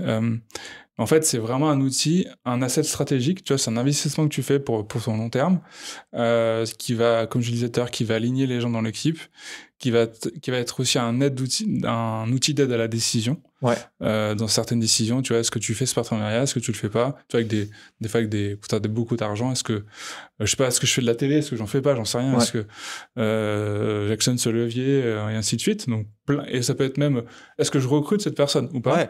Ouais, c'est un outil de management, un outil de recrutement. La liste, tu sors peut être le tiroir, tu vois, c'est un peu une commode, tu sors, ok, ça c'est bon, est-ce que ça correspond? Oui, non. Ouais. Non, hop, on passe à autre chose, tac. Et en fait, après, ça devient des mécanismes, ça devient naturel, et après, c'est huilé, t'es sur les bons rails, et après, ça roule, quoi. Ouais, et je pense que c'est encore trop sous-estimé, la plateforme de marque, parce que on a peut-être parfois tendance à avoir du mal à conceptualiser réellement ce que c'est et à quoi ça sert. J'espère que cet échange permettra à plusieurs personnes de se rendre compte à quel point c'est intéressant et que parfois, effectivement, leurs problèmes résident pas nécessairement parce que dans le fait d'avoir lancé telle publicité ou d'avoir tel taux de conversion sur leur site internet, mais plutôt dans l'image et la confiance qu'ils renvoient. Il faut que vous ayez une idée en tête, enfin une image que je donne souvent, c'est la plateforme de marque, c'est les fondations de ta maison. Ouais. Si tes fondations de la maison, le jour où tu veux scaler et accélérer, elles sont pas bonnes, elles s'écroulent. Ouais. Ou alors, quand tu as plusieurs paliers de croissance, elle est plus assez forte, elle s'écroule aussi. Ou en tout cas, elle peut moins encaisser.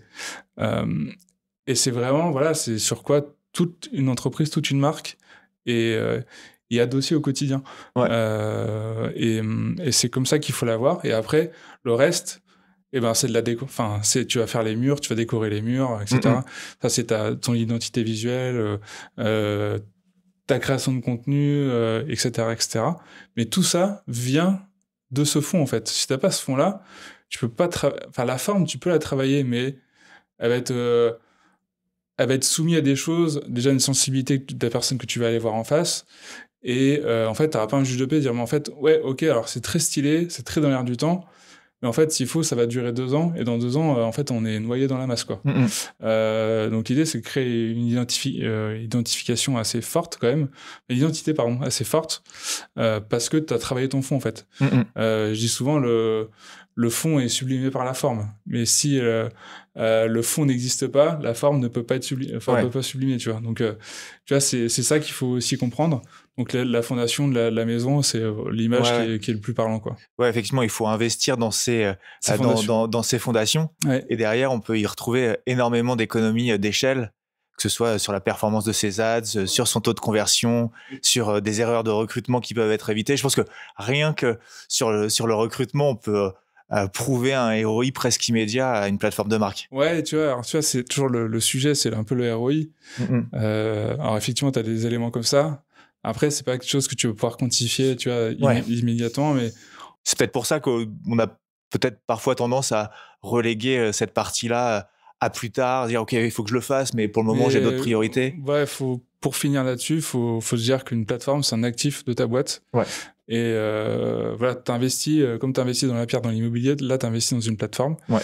Bon, bien sûr, il faut que ça soit bien fait, et nous, après, on y met tout notre cœur et notre énergie.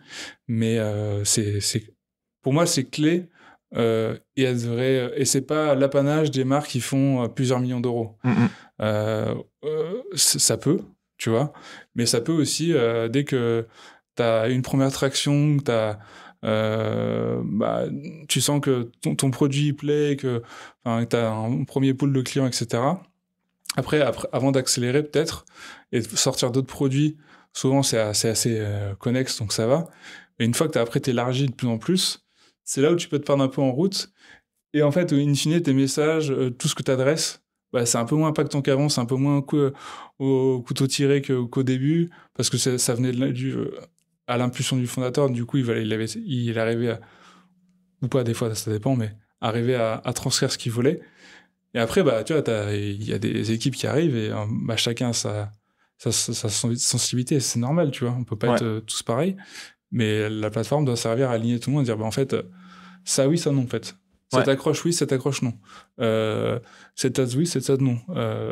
Cette UX, ok, mais qu'est-ce qu'on peut faire de mieux, tu vois, pour mieux servir le client, et ainsi de suite. Tu vois, c'est infini, quoi. Et toi, justement, tu as identifié des paliers de chiffre d'affaires ou de maturité à partir duquel ou desquels il faut absolument aller se questionner sur sa plateforme de marque? Ouais, je pense qu'il y a différents paliers. T'as, entre 0 et 500, tu vois, il y a beaucoup d'e-commerce, malheureusement, qui vont pas plus loin. Ouais. Parce qu'on se dit, bon, 100 000 euros, c'est beaucoup et pas beaucoup, mais en fait, il faut quand même les faire. Faut les faire, ouais. Faut les faire, faut avoir le budget pour le faire aussi. Et moi, j'ai envie de te dire que c'est à peu près à ce moment-là où il faut le faire. Tu vois, exemple, chez Opilio, on l'a fait à peu près, on a commencé ce travail, on faisait, entre 500 et 600 000 euros, je crois. Okay. Donc, on était sur à peu près, du 40-50 000 par mois. C'était un gros investissement, tu vois, dans le budget. Je me rappelle avec Thomas, on m'en parlait et tout. Et en fait, on l'a fait, mais ça a été, je pense, game changer pour la suite, quoi. Ouais. C'est ce qui a permis d'aligner après. Et après, en fait, quand tu fais rentrer des gens, que les gens arrivent et que tu dois déléguer, etc., bah, tout est plus fluide parce que tu sais déjà quelle est la direction, comment le faire, et t'es un juge de paix, en fait, dans tout ça. C'est clair. Et nous, on le voit bien à l'agence, quand on a des marques qui ont une plateforme de marque, justement, qui est bien établie, bah, tout devient beaucoup plus simple. Ouais. Quand on va produire leur contenu publicitaire, on a un référentiel qui nous permet de prendre tout de suite la bonne direction et de pas aller dépasser certaines frontières. Yes, exactement. Et donc, ça facilite les échanges, ça permet beaucoup de fluidité. Et ça, je pense que ça fonctionne évidemment avec une agence ads comme la nôtre, mais ça va fonctionner avec tous les prestataires externes et, comme on disait tout à l'heure, en recrutement aussi. Ouais, exactement. Même, tu vois, d'agence, ou des freelances, tu vois, ou des gens qui vont bosser aussi sur ta direction artistique, qui sont t'es beaucoup plus prêt. Tu vois, là, je l'ai fait, on a fait un rebrand complet, on a changé de nom avec une marque, on a tout refait. Ouais. Et ben, quand on allait voir l'agence de DA que j'avais proposée, en fait, les propositions, elles étaient ciselées déjà. Tu vois, c'était, on a tourné, elles ont eu 2 propositions avec des nuances différentes, mais au final, c'était quand même super proche. Alors que franchement, des fois, j'ai vu des trucs, moi, alors les gars, là, on est quand même... on s'est pas compris, quoi. On n'est pas à Nike, on va se calmer, tu vois, on est... Et en fait, ça permet de remettre aussi les choses dans le contexte, et d'avoir un contexte qui est plus proche, juste plus spécifique, tu vois. Et c'est ça, en fait, la plateforme, c'est, comme tu le disais, au-delà des fondations, une autre image que vous pouvez avoir, c'est un terrain de jeu. Et en dessous, comme un terrain de foot, et voilà, vous avez un rectangle avec les 4 bandes vertes, 4 bandes blanches, pardon, et dès que vous dépassez les bandes blanches, c'est plus le terrain de jeu. Et là, c'est carton rouge. Tu vois. Donc voilà. Et ça, après, tu es capable de dire à ton agence, bah là, non, franchement, vous avez franchi la ligne, vous la connaissiez, ça le fait pas, voilà, on réajuste. Et tu vois, et ça va beaucoup plus vite. Après, il faut pas oublier qu'il y a un truc qui est hyper... Ça réduit le risque entre les attentes et la qualité du rendu. Exactement. Et c'est ce qui fait aussi la qualité et la vitesse d'exécution. Ça, on n'en a pas parlé, mais en fait, les marques aussi qui sont encore là, présentes, tu vois, les premières notamment, c'est que pendant les premières années, elles ont une exécution hyper forte, mais hyper à la fois léchée, mais aussi maîtrisée. Tu vois, on parle beaucoup Lucius et Cézanne, par exemple, qui était une des premières aussi D2C il y a plus de 10 ans. Tout est bien coordonné, c'est consistant, il n'y a pas un canal qui est où tu as un email un peu dégueulasse ou autre. Tout est nickel. Parce que ils ont quelque chose ils savent où ils vont, quoi. Et ça te fait gagner du temps. Et en fait, la qualité et la vitesse d'exécution, c'est la clé dans le succès. Et ça, quasi tous les entrepreneurs qui arrivent à dépasser le palier un peu des 5 ou 10 millions te le diront, quoi. Et je sais pas si tu vas réussir si tu as la réponse à cette question. Tu sais quand est-ce que Cézanne s'est penché sur sa plateforme de marque? Je sais pas. Je sais même pas s'ils en ont une directement. Ça, je peux pas te dire.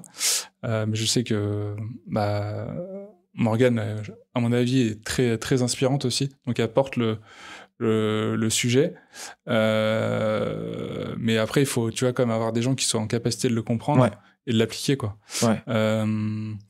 Mais bon, Cézanne, c'est un exemple parmi d'autres, mais en tout cas, en règle générale, il faut avoir ça pour pouvoir avancer sereinement dans la suite. Au-delà de paliers de chiffre d'affaires, tu as identifié des points communs ou des patterns qui faisaient qu'une marque avait, ou un e-commerce avait besoin à un moment ou à un autre de réfléchir à sa plateforme de marque? Alors, il y a plusieurs points. Déjà, il y a l'acquisition. Bon, un sujet que tu connais bien, mais quand tu commences à stagner, tu n'arrives plus à recruter de nouveaux clients. Là, tu te dis, bon, et que tu as ton funnel de vente, ton site il est bien optimisé. Quand tu commences à voir justement tes dépenses qui continuent de grimper, mais ta courbe de chiffre d'affaires qui va pas dans la même direction. Exactement. Ouais, c'est peut-être le moment. Et c'est peut-être le moment aussi quand tu as difficulté à avoir de la rétention. Tu vois, sur un monoproduit, si tu es en dessous de 10%, on dit c'est beaucoup, mais en fait, ça peut être plus. Tu vois, ça peut être plus. Parce que ça veut dire peut-être que tu travailles pas assez, par exemple, je sais pas, ton post-achat, ou enfin, t'es pas assez clair dans l'approche et du coup, t'as pas assez de recommandations naturelles, par exemple. Après, ça peut être un peu plus quand t'as du multiproduit ou enfin une collection. Là, si t'as des rétentions qui peuvent aller peut-être à un peu plus de 20%. Bon, là, je fais des généralités, mais tu vois, ça va pas se vérifier tout le temps. Mais en tout cas, il y a cette partie rétention, la fidélisation, quoi, grosso modo. Le troisième point, après, on en a parlé, il y a la partie marque employeur. Donc, soit pour recruter, soit pour attirer aussi les talents. Ou les conserver. Ou les conserver, exactement. Parce que il y a aussi ce jeu-là. Les meilleurs, il y a quand même... il y en a peu. Alors, je parle pas forcément d'attirer que les meilleurs, mais en tout cas, ceux qui ont envie de s'investir dans un projet, ça court pas tout dans les rues non plus. Après, il y a un autre point, c'est la consistance. Tu vois, on en parlait tout à l'heure, cette capacité d'exécuter sur tous les touchpoints de manière assez uniforme, sans qu'il y ait une dégradation de la qualité. Que quand on te contacte au service client, en fait, tu sens que c'est au niveau de ce que tu as pu voir sur le site, tu vois. Et qu'on te met pas 10 ans à répondre, ou que la réponse, elle est envoyée avec le bout des doigts, t'as l'impression que quand le service client, il te répond avec les mains qui... Et ça, c'est terrible, hein. Et dernièrement, j'ai vécu cette expérience avec une marque assez connue de lunettes. En fait, je me suis rendu compte que l'impact de ça, il pouvait être terrible dans le sens où j'en ai parlé autour de moi et j'ai transmis un message négatif. Et c'est à ce moment-là où je me suis dit, en fait, ça joue à ce genre de détails, entre guillemets, mais toute l'expérience en amont, elle était top. Mais effectivement, au moment où j'ai dû faire face au service après-vente, tout s'est détruit, entre guillemets, et aujourd'hui, je retiens plus que ça. Exactement, parce que souvent, il y a aussi la partie de silo, l'organisation est importante aussi et une plateforme, ça peut aussi servir à ça, à dire, on va structurer l'équipe comme ça, est-ce qu'il nous faut vraiment une équipe marketing dédiée ou pas, en fonction de ce que tu veux aller, ta vision, etc. Et il y a des marques qui s'en sortent très bien sans avoir des services ultra dédiés à la performance, etc. Jacquemus, par exemple, ils n'ont pas de service marketing, tu vois. Ils ont beaucoup plus de créatifs, ce qui fait que, bon, c'est encore différent, mais ils ont créé un lot autour de la marque et quand ils font des actions très, très push et très fortes. Et en fait, après, ils attirent les gens. La différence, on a aussi peut-être moins parlé, mais c'est que un e-commerçant, il va chercher des clients et une marque, elle attire des clients. Et tu peux, en tant que marque, en attirer et en chercher, c'est pas le sujet. Mais au moins, tu joues sur un peu les deux tableaux. Et on le sait, attirer des clients, ça coûte quand même moins cher. Il n'y a pas forcément que des OP à Jacquemus, mais déjà de la recommandation, si c'est un bouche à oreille entre 15-20%, voire plus, dans ton mix marketing, c'est autant d'argent que tu dépenses pas, tu vois. Donc pour ça, il faut voir quelque chose, on en revient à cette consistance vraiment forte sur tous tes canaux. Et ça, tu vois, c'est une vraie différence que moi je vois par rapport à il y a 10 ans, où il y a 10 ans, tu pouvais être très fort sur un canal et dire, bon, les autres, c'est bon, quoi. Là, en fait, aujourd'hui, si t'es pas bon ou excellent sur tous les autres, t'es mort, quoi. Vraiment, c'est clair. Sur la durée, ça ne marche pas. Et je dis pas ça pour faire peur, hein, mais c'est la réalité. Et du coup, il faut arriver à tout gérer. Et une plateforme te sert aussi à coordonner cet ensemble. Est-ce que tu vois des choses, des sujets qu'on n'a pas abordés pendant cet échange et que tu voudrais souligner par rapport à la plateforme de marque? Oui, je voudrais qu'on finisse quand même la petite plateforme, parce que là, on est parti sur des sujets hyper intéressants, mais en fait, pour finir, donc on était sur les comportements et les valeurs. Après, il y a la façon dont tu communiques. Ouais. Donc là, on va définir le tone of voice, donc un ton de marque. Tu vois, on définit des mots-clés un peu de Ouais. comment tu as envie que ta marque, en tant que personne, si elle était une personne, comment elle s'exprime, tu vois, à l'oral, à l'écrit, etc. Donc il y a un registre de langage, il y a des vocabulaires. Ça va jusqu'à, tu vois, quel type de call to action tu peux avoir sur ton e-commerce. Il y a aussi les messages de communication. Ouais. Tu vois, les 3 grands messages, ou ça peut être 2, mais sont ces 3 parce qu'ils sont issus des piliers de marque qu'on a vu précédemment, que supporte la marque. Et du coup, c'est des messages après qui vont être déclinés dans ces 3 grands. Bah, tu vas voir pour les réseaux, etc. Ça va être et les emails, ça va donner des idées de partenariat ou des idées de créatifs à faire. Et tu défends ces 3 piliers de communication à différents moments de l'année. Tu vois, il y en a un que tu vas actionner parce que là, ça va être plus dans la saison, ça va être plus idoine à ce moment-là. Et un autre plus tard. Et l'idée, c'est de trouver un bon mix entre tout ça. Et souvent, ces 3 piliers de communication, donc ces 3 grands messages, résument aussi la différence et le positionnement de la marque.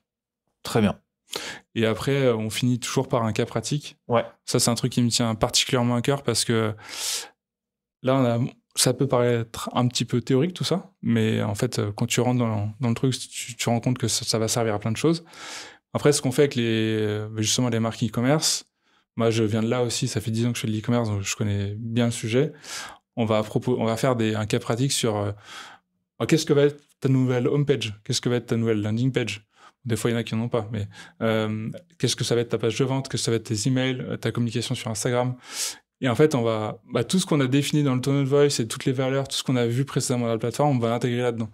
Et nous, je travaille avec Jordan, mon associé là-dessus, où on va refaire un mock-up de A à Z. On prend du look and feel un peu de ce qu'on a fait et on va proposer des améliorations de manière proactive. Sans, tu vois, dire on va faire une refonte, mais en tout cas, nous, on voit le truc comme ça. Et du coup, ça aide. Et après, on explique. Il y a des slides, tu vois, et on pointe les endroits. Ça, c'est une partie théorique. Ça, on vous explique pourquoi on l'a fait. Tu vois, comment on a structuré la chose. Et après, bien sûr, on fait comme si tu pouvais le pusher demain en ligne, tu vois, avec tout le wording est fait. T'as les images qu'on a pris, bien sûr, qu'on n'a pas produites, mais qu'on a pris de la marque. Et on fait ça pour tous les touchpoints que je viens de citer. Ouais, c'est trop bien. Bah, tu m'avais montré un exemple et c'est vrai que c'était assez unique. T'es la première personne qui me parle de plateforme de marque et qui, en plus, derrière, le délivre avec des exemples de pages produits, de homepage, et ça permet vraiment d'avoir ce cas concret où on va pouvoir dire ok, d'accord, j'ai compris ce qu'on voulait me dire à tel moment dans ma plateforme de marque. Et comme tu dis, effectivement, d'un point de vue wording, etc., vous faites ces efforts-là. Moi, j'aurais même envie de dire, il y a presque 80% du taf du UX de CRO qui est fait à ce moment-là.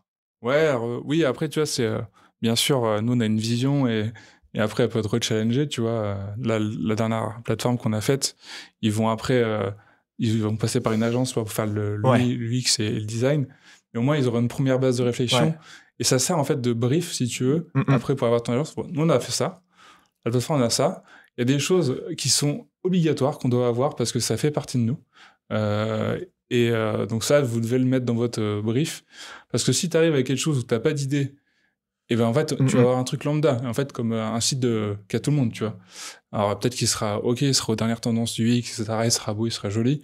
Mais en quoi il est spécifique à ta marque? En fait, est-ce qu'il y a un service que tu fais qu'une marque fait que toi tu fais pas? Ou le contraire? Et voilà, c'est tout ça, ça sert à ça. Et on essaie, nous, d'apporter aussi des idées là-dessus. Et généralement, c'est super apprécié des équipes qui ont fait les restitutions en direct. Ouais. Parce que les équipes après, responsable e-commerce, CRM ou même contenu, tu vois, ils arrivent à se projeter, te poser des questions.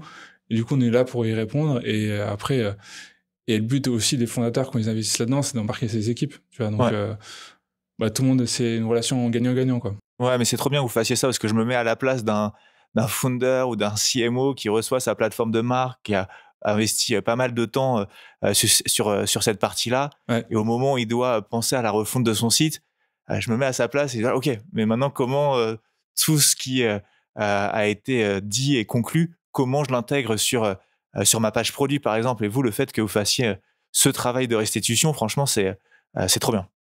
Yes, écoute, ouais, c'est ce que je te disais, c'est vraiment ce qu'on essaie d'apporter, je pense, en plus. parce que j'ai été aussi de l'autre côté et je sais en fait à quel point c'est la partie plateforme, c'est le premier étage de la fusée, on va dire.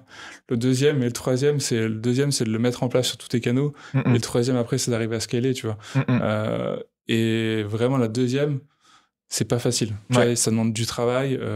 T'en dis souvent, pourquoi une refonte, tu as un rebrand, ça prend 8 à 12 mois. Ouais, ça prend 8 à 12 mois généralement. Ouais, à peu près, ouais. Tu penses que ça va durer moins, en fait, au final, ça marche pour ça. Au départ, tu dis, OK, on va essayer de le faire en 5-6 mois. Et... au bout de 3 mois, tu dis, oh, c'est bon, ça va le faire. Et en fait, t'arrives aux 5-6 mois, t'es loin de l'avoir fini. Après, t'as tous les contenus à produire derrière. Donc, il y a ça aussi, tu vois. Mais ça, encore une fois, tous les contenus dans le cadre d'une refonte, c'est quelque chose que tu investis. Tu vas pas les refaire demain, tu vois. Donc, c'est pareil, dans vos budgets marketing, il faut le prévoir. Même le passer en CAPEX, cette partie-là, toute cette partie un peu structure. Et voilà, c'est clé, mais c'est pour ça que ça met autant de temps. Et que, attention à ce qu'on vous fait croire aussi sur LinkedIn et les réseaux, tout ne se fait pas en claquant de doigts. Les belles marques, les vraies marques qui durent qui arrivent à durer sur le long terme, c'est le fruit de beaucoup de travail de fond et beaucoup aussi de ressources à la fois humaines et financières. Même si je dis pas qu'il faut faire des choses hyper chères, il y a toujours des solutions et on s'adapte, nous aussi, là-dessus. Mais voilà, il y a toujours une réflexion. Ça part toujours d'une réflexion et encore une fois de l'histoire que tu veux raconter. Ouais. Et quand tu parles des contenus, tu parles des shootings photos ou est-ce que tu parles des ads, des contenus plutôt en organique, de tout ce que tu les priorises? Ouais, c'est tout. C'est un peu, tu vois, c'est un peu faire un mind map de tout ce que tu as à produire. Ok, bon là, pour le nouveau site, avec la nouvelle maquette, la nouvelle refonte, qu'est-ce que je dois faire? Toutes les lister comme ça. Et après, le jour du shooting, tu le prépares et tu as un line-up de photos à faire. Et t'arrives pas à la fleur au fusil, allez, shooting, on va shooter dans plein de trucs. Et en fait, ça aussi, je l'ai vécu plein de fois. T'as des besoins e-commerce, t'as des besoins aussi d'images, tu vois, dans la mode, t'as besoin de faire des campagnes, tu vois, pour inspirer, etc. et donner, promouvoir un peu le territoire de marque de la marque. En fait, voilà, tu laisses partir les équipes, et en fait, tu reviens, t'as pas de photos pour tes fiches produits, quoi. Tu vois, où tu bricoles avec des trucs. Et l'idée, c'est aussi dans le cadre des plateformes, ce qu'on fait, c'est qu'on va nomenclatiser les photos que tu vas avoir en carrousel. Tu vois, on va proposer ça aussi. On va jusqu'à ce niveau de détail-là pour les marques. Et on leur dit comme ça, lors du prochain shooting, si vous êtes OK, ils peuvent modifier. En tout cas, vous avez au moins avoir ces 5 photos-là dans votre carrousel et du coup, après, on va dire que ça industrialise, ça normalise un peu la production de contenu sur les photos. Après, tu peux avoir de la vidéo aussi, bien sûr. Et après, comme tu le sais, quand tu as des photos et des contenus de bonne qualité, tu peux les réutiliser en ads, en les remontant et en les réutilisant, tu vois. Et au final, tu gagnes aussi du temps et de l'argent dans la production de contenu. Parce que tu reviens avec moins de photos, mais des photos qui sont mieux travaillées et qui vont te servir surtout. Ouais. Et c'est très subtil, mais on a un client en commun où toi, tu as refait la plateforme de marque du rebranding sur lequel tu as bossé. Nous, on a reçu les premiers contenus, les premières photos. Et c'est vrai qu'il y a visuellement une touche où on se dit, OK, c'est vrai que c'est nouveau et que chacune des photos a une sorte de point commun dans les couleurs, dans le style, etc. Et ça, j'ai toujours été assez admiratif de ceux qui arrivaient à faire ça. Ouais, c'est un peu charter aussi ton visuel. Tu vois, il y a plein de marques, notamment dans les milieux de lifestyle, la mode ou de la déco, même de la cosmétique. Tu as des marques, tu vois, quand tu vois sans avoir la marque, tu sais que c'est eux en fait. Tu vois, ils ont une façon de shooter, il y a une ambiance, il y a une direction artistique. Et ça, pareil, la marque dont tu cites, on a fait des guidelines sur le shoot. Et avant de partir en shooting, ils avaient déjà un environnement, un rendu visuel qu'ils devaient atteindre. Tu vois, et le photographe, du coup, il y avait une ligne très claire. Encore une fois, c'est pareil. Quand tu as des guidelines qui lient les gens, ça fonctionne tout de suite beaucoup mieux. Et ça va faire des super contenus pour l'e-shop en question. Ça va améliorer naturellement le taux de conversion. Et nous, de notre côté, nous aussi, ça va nous permettre d'avoir des super contenus à utiliser en ads et de réduire derrière, de maximiser les interactions, de réduire les coûts par clic. Donc, on va avoir plus de trafic, un meilleur taux de conversion. À la fin, c'est un peu l'équation magique qui fait qu'on va naturellement vendre plus parce qu'il y a eu un moment un investissement sur une plateforme de marque. C'est ça, et là, tu as fini ton histoire et l'histoire est bouclée, et ton puzzle est fini. Ouais. Et voilà, tout s'aligne en fait. Et après, c'est beaucoup plus simple. Mais bon, c'est jamais simple à 100%, mais en tout cas, c'est plus clair. Ouais. Et si on résume, donc les différentes pièces du puzzle d'une plateforme de marque, on commence par l'introspection. Ouais, l'introspection exactement. Après, la deuxième, ça va être le positionnement. Ouais. La troisième, on a dit... le persona. Ouais, alors le persona, on peut le mettre là ou après. Ok, d'accord. Mais on en a parlé, pour vous compreniez bien, pourquoi on a parlé du perso aussi en premier. Ouais. C'est parce que pour moi, c'est là où tout part en fait. Et souvent, on fantasme un peu aussi sa cible, et là, il faut être assez vraiment proche de la réalité pour savoir à qui tu parles. Et comment tu vas pouvoir les inspirer aussi, parce que l'idée, c'est de coller à ses besoins, et de le surprendre aussi. Et c'est là où tu peux faire la différence et aller en chercher d'autres. Donc, 1, c'est l'immersion. 2, le positionnement. 3, c'est toute la brand stratégie dont tu as parlé, de la vision, la mission, le positionnement et les piliers. 4, après, tu as toute la partie les valeurs, la charte de comportement, les personas, bien sûr. Et après, c'est la partie comment tu communiques. Donc là, avec le ton de marque, donc le registre de langue, le vocabulaire, et les axes de communication. Et ensuite, cas pratique, contenu. Et là, cas pratique, vraiment, c'est une synthèse de tout ce que tu as vu. Ça, cas pratique, c'est surtout vous qui le faites, mais c'est pas nécessairement inclus dans toutes les plateformes de marque. Alors, aujourd'hui, si, je le fais d'office, parce que... je veux dire, toi, c'est toi, Florian, qui le fait, mais si par exemple je veux voir quelqu'un d'autre, ce sera pas nécessairement inclus à l'intérieur. Généralement, non, parce que à chaque fois, je l'ai montré à des confrères. Ouais. Bah oui, ils s'arrêtent avant, parce qu'ils n'ont pas forcément la compétence pour faire la partie un peu plus e-com, tu vois. Ok. Et on réfléchit même à intégrer la partie stratégie de contenu organique. Ok, trop bien. Donc voilà. Après, pour un prix supplémentaire, mais en tout cas, c'est des choses...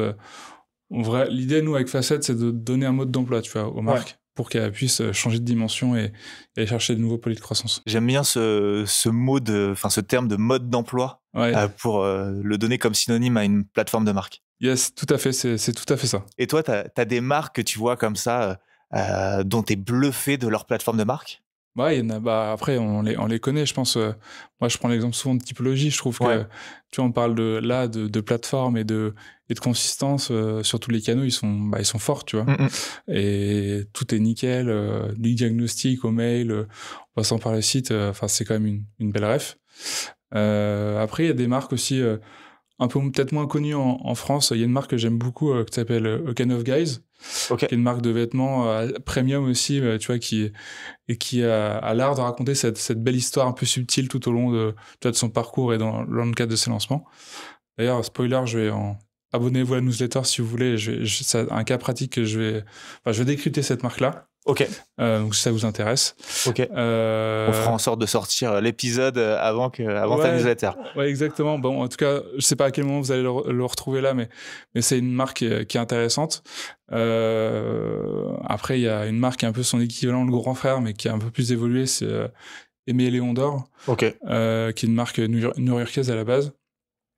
Et pareil, là, on est vraiment dans les marques premium où en fait, le but, c'est plus de temps de vendre un produit, mais de vendre un lifestyle, une expérience, un mood, quoi. Et ça, c'est hyper intéressant. Et c'est ce qui différencie souvent aussi les marques premium, du marketing des marques premium, du marketing des marques un peu plus mass market. Et j'ai rien contre ces marques-là. C'est juste que une, t'es axé sur les bénéfices, et l'autre, t'es axé sur le sens que tu vas donner à tout ça. Très bien. Donc, tu vois, c'est différent. Et du coup, le marketing est assez différent. Et tu vois, nous, c'est ce qu'on essayait de faire chez Bungle. Et c'est ce qui plaisait, en fait, aux gens, parce qu'on leur racontait des histoires. Tout en leur apprenant des choses, on leur faisait découvrir des savoir-faire. Plein de choses comme ça. Et c'est ce qui a fait aussi en plus de la partie communautaire, la recette du succès. J'ai une petite question pour toi avant de te laisser. Qui est-ce que tu me conseilles de contacter pour un prochain épisode pour parler d'e-commerce et de tout ce qui gravite autour? Ok, alors, je pense plutôt, là c'est le sujet que j'aime bien aussi, c'est le sujet d'un peu de fidélisation dont on a parlé. Je pense à Joseph Aubry, de Loyoli, je crois. Ouais, effectivement, c'est de Loyoli. Effectivement, ce serait une bonne idée. Je le vois passer souvent sur LinkedIn. Je sais qu'il est pas loin de Nantes, enfin, il est venu déjà à Nantes, donc pourquoi pas. Ok. Voilà, je lance l'invitation. Ok. Très bien, bah, effectivement, je ne manquerai pas de m'appuyer sur ce que tu viens de dire pour le contacter et l'inviter. Et on parlait de LinkedIn. Est-ce que on peut te suivre sur LinkedIn, s'inscrire? On parlait d'une newsletter également tout à l'heure. Est-ce Tout que à tu fait. peux faire Ouais, ton je petit publie. instant autopromo? Moi, j'aime aussi pourquoi aussi maintenant je fais ça avec Facet, c'est que Ouais. j'aime transmettre. Ok. J'ai encore plein de choses à apprendre, mais j'ai aussi pas mal emmagasiné d'expérience pendant toutes ces années. Et en fait, moi, le but aussi derrière tout ça, c'est de transmettre aux marques, arriver à rester aussi sur un marché et à croître. Bon, la plateforme de marque, on en a parlé. Et du coup, je publie pas mal de contenu autour sur LinkedIn là-dessus. Et j'ai surtout mon média phare, entre guillemets, c'est vraiment la newsletter, où j'y passe quand même pas mal de temps. Et toutes les semaines, je prends un sujet. Là, j'ai documenté tout ce qu'on a fait avec la marque, le rebrand qu'on a, la marque du client en commun, jusqu'à présent. Donc tout ce que vous avez écouté sur la plateforme, c'est ce que j'ai résumé. Il y a vraiment beaucoup de contenu là-dessus. Et donc voilà, je pense que la newsletter, c'est le mieux. Vous pouvez me contacter aussi sur LinkedIn, pas de problème, je suis toujours réactif. Je mettrai les liens de ton LinkedIn et de ta newsletter dans la description de l'épisode. C'est super, merci beaucoup. Ben, en tout cas, non, merci à toi pour tous ces conseils. Honnêtement, c'était super intéressant de parler d'un sujet qui est trop peu abordé pour le moment, la plateforme de marque. Et je trouve que aujourd'hui, tu nous as donné énormément de valeur. Ok, très cool. Écoute, c'était parfait. Moi, merci pour ton invitation. Et j'espère que ça vous aura pas trop monté la tête tout ça, mais que, en tout cas, vous allez pouvoir voir l'intérêt de tout ça dans votre marque et activité. Ouais, je pense que c'est un épisode à écouter avec de quoi prendre des notes à côté de soi. Peut-être. Il y a beaucoup d'informations qui ont été données, mais encore une fois, je pense que c'est un sujet sur lequel on a finalement trop peu d'informations ou des choses qui rentrent trop peu dans le détail, qui restent trop à la surface. Et aujourd'hui, on a pu vraiment comprendre de quoi il s'agissait, tout ce que ça pouvait impacter, et que finalement, c'est une plateforme de marque, c'est un investissement. Et moi, je peux que recommander, et c'est ce que je fais d'ailleurs avec tous mes clients ou tous les prospects qui nous contactent, quand je pense que c'est pas le bon moment pour elles d'aller investir en ads, mais plutôt sur leur plateforme de marque, j'hésite pas à leur dire, parce que finalement, c'est faire les choses dans le bon sens. Ouais, et ça peut faire un effet de levier, tu vois, après les ads et l'investir en ads. Bien travailler, avoir une marque là où tu veux aller, une vision claire des choses et des fondations solides, quoi. Top. On va s'arrêter là parce que je pense qu'on pourrait repartir sur plein d'autres sujets et ne pas s'arrêter. Mais en tout cas, merci beaucoup. Merci à toi. À bientôt. À bientôt. Salut. Salut.